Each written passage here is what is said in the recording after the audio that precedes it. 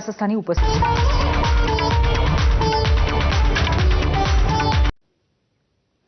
आणि स्पेशल रिपोर्टमध्ये आता एक खास बातमी.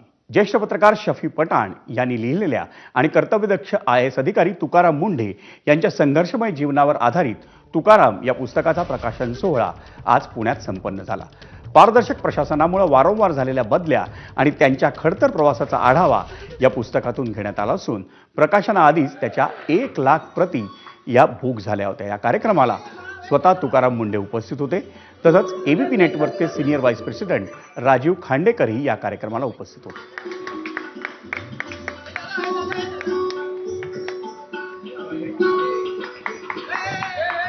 आपलं जे प्रेम आहे ते असंच चालू राहू द्या.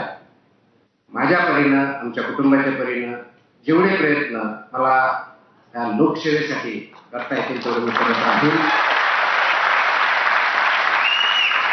माझं फक्त 2 वाक्य आहेत की स्पर्धा परीक्षेमध्ये यश किंवा अपयश हे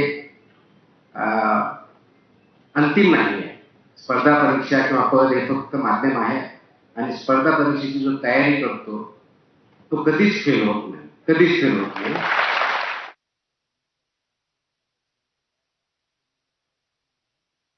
मी या नावाबद्दल खरं तर विचार करतो. म्हणजे आता काय योग आहे आज, म्हणजे आषाढीच्या निमित्तानं आणि तुकाराम नावामुळं बरंच त्याच्याबद्दलच्या चर्चा झाल्या.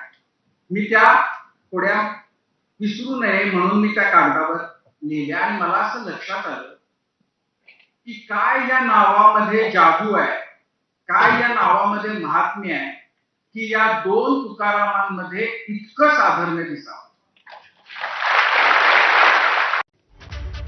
स्पेशल रिपोर्टमध्ये आपण इथेच थांबूया, पण तुम्ही पाहत राहा ABP माझा.